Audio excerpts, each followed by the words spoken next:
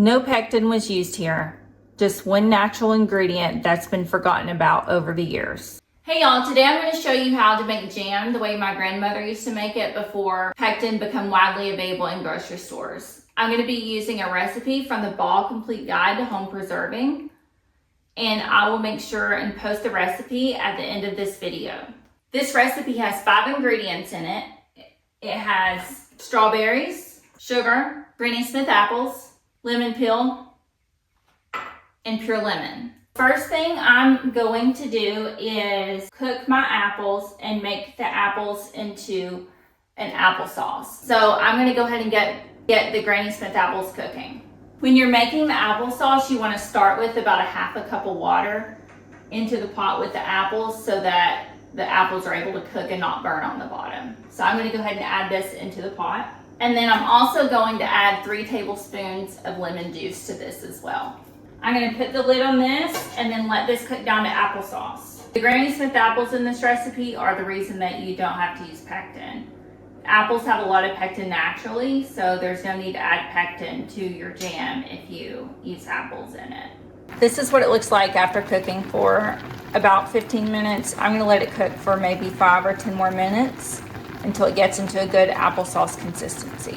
I'm going to go ahead and add about 1/4 of a cup of water to this because it's starting to get a little bit thicker than what I want it to be.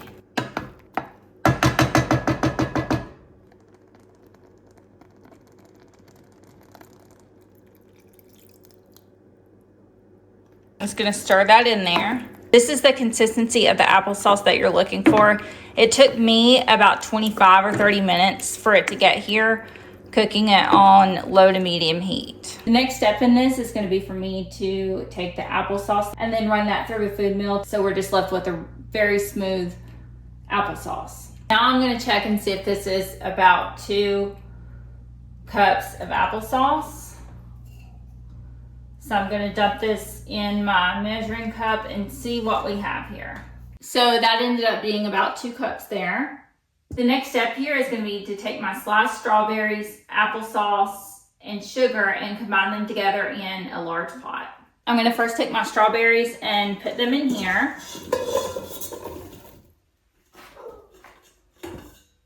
And then next, I'm going to add my applesauce. I'm going to make sure I get all of that out of here.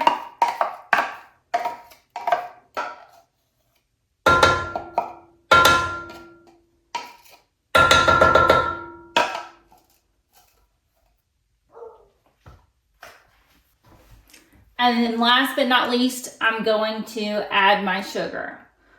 And then I'm going to combine this together really well so that it does not burn the sugar bottom of this pot. Once this is stirred really well, I'm going to go ahead and turn on the heat. And then I'm just going to continuously stir this so that the sugar doesn't caramelize on the bottom of the pan. I'm going to bring this to a rolling boil. While this is cooking, I went ahead and turned my oven on to 220 to heat my jars up. Now that's only going to heat my jars up. It does not sterilize them. And they don't need to be sterilized in this recipe because they're going to be water bathed for more than 10 minutes. And then I also got my stove eye going, heating my water bath canner up so that it gets an early start getting the water boiling. So now that this has been boiling for a little bit, I'm going to start checking the temperatures of it using a candy thermometer.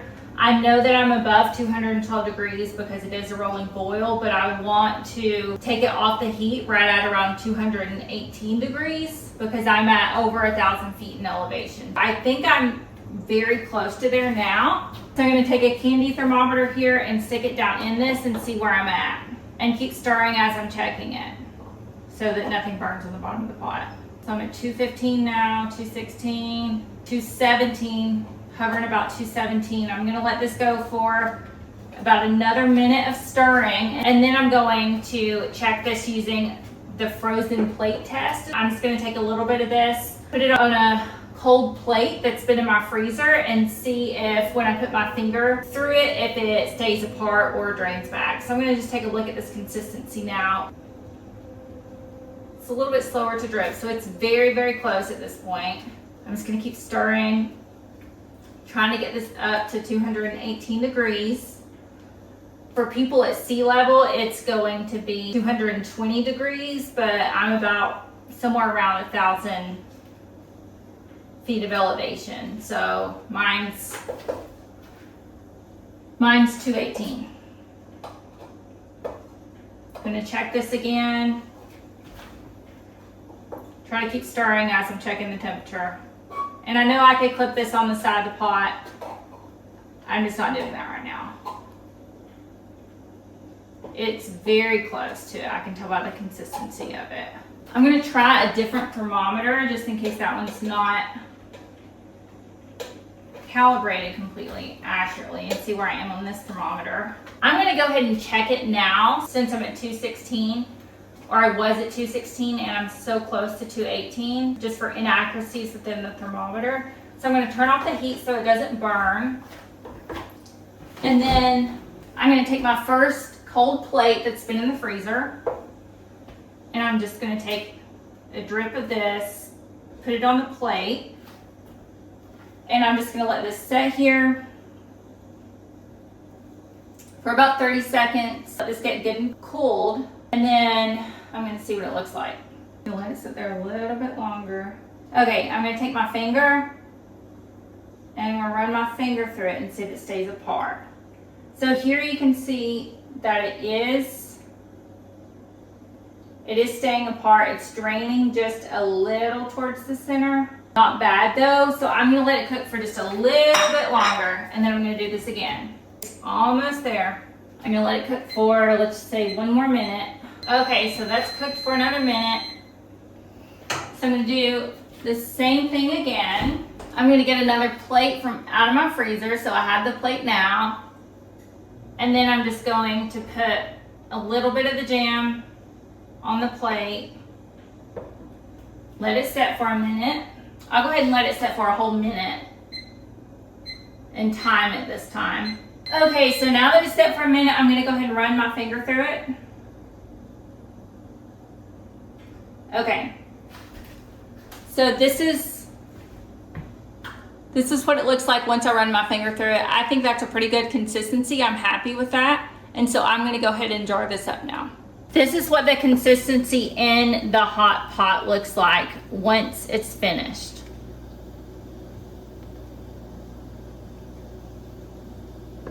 Hey guys, I had to step away from the camera.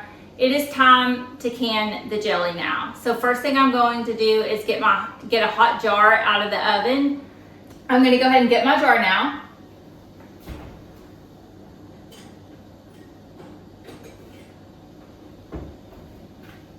I'm gonna set that on my towel here, and then go ahead and put my funnel in it so that I don't get the rim of my jar dirty. I also took a paper towel and wet it with vinegar so that I can wipe off the lids of my jar so that there's no sticky stuff on there, because jelly is a pretty sticky item to can, and I want the top of my jars clean so that I can get a good seal. So I'm gonna set that here. I'm gonna go ahead and turn my water bath here down a little bit. And then I'm gonna get another paper towel just to dry that vinegar off the rim of the jars after I wipe it off to make sure there's no sticky stuff on it. What I'm gonna do is ladle this jam into this hot jar, and I'll bring you closer so you can see what I'm doing here. I'm gonna start ladling hot jelly in this until it's about 1/4 of an inch headspace. Now, I'm gonna take my debubbler and measure to see if it's 1/4 of an inch headspace. So this first notch is gonna be 1/4 of an inch. So I'm gonna stick this down in here. It's pretty close. I'm just gonna add just a little bit more to it. I'm gonna add it with a spoon though, since I'm just adding a tiny amount. A little bit more than that. Okay, set this back over here. Okay, we're right at 1/4 of an inch headspace. Now that I've done that, I'm gonna take my vinegar soaked paper towel, and then I'm going to clean the rim of this jar, which it's pretty clean already. I did a good job about not getting any jelly on or jam on the rim. It's gonna wipe that really good. And now I'm gonna take another dry paper towel and just run the dry one over at one time.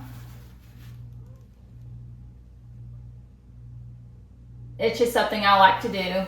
And now I'm taking a clean lid and a clean ring, and I'm going to put that on here and then tying that to fingertip tight. So I'm not going to be cranking this on here and making it overly tight. Really, that's about as tight as I want it to be. I'll tighten it just a little bit more, barely any more than that. And I'm going to set this back here. Now time to do another one. I actually forgot to debubble that one. So let me debubble this really fast. Did not mean to do that. So I'm going to stick this down in here. Get this debubbled. Okay. I'm going to repeat this. I'm just going to clean this off with the vinegar and then get a dry paper towel. Wipe it one time with the dry paper towel. And then put a clean lid and jar on it again. Just barely tight. You just want it fingertip tight. And then I'll set that back there. Okay, time for the next one.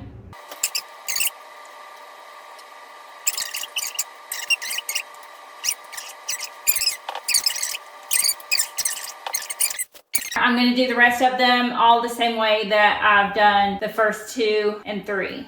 Now I'm going to take my jars and put them in the canner. So I'll do the first one. Just set these on the rack for right now.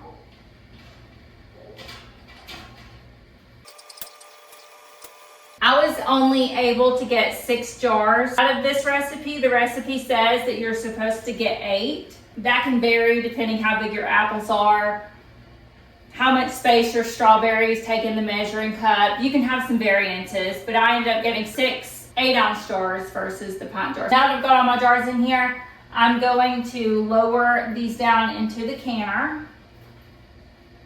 I'm going to make sure this isn't too hot. And be careful doing that.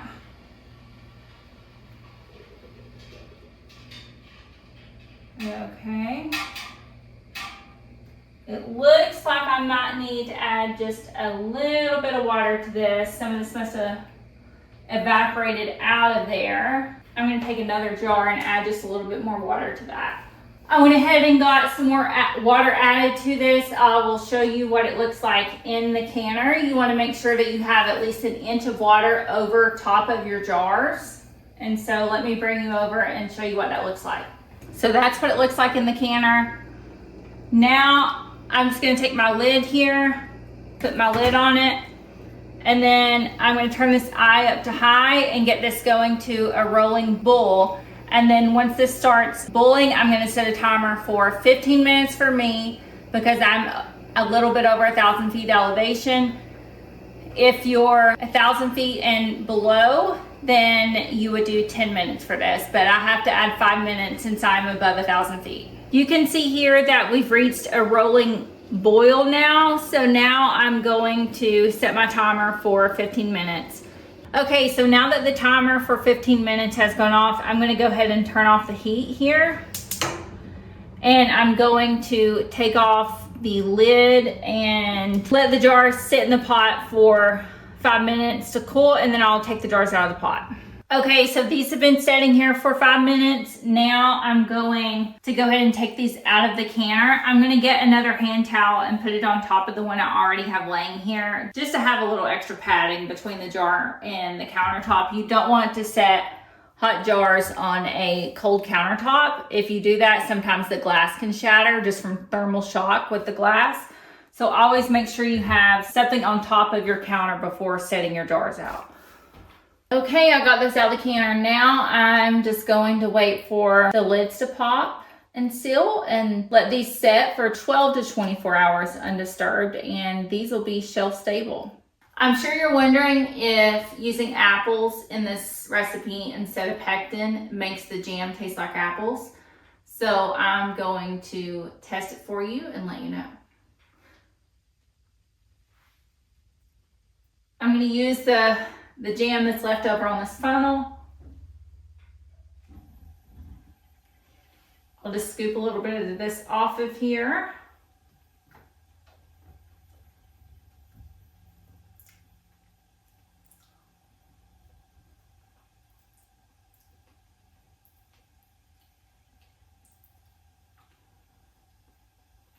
It tastes like strawberry jam. Thank you for watching this video. If you want to see other videos like it, please give it a like and subscribe.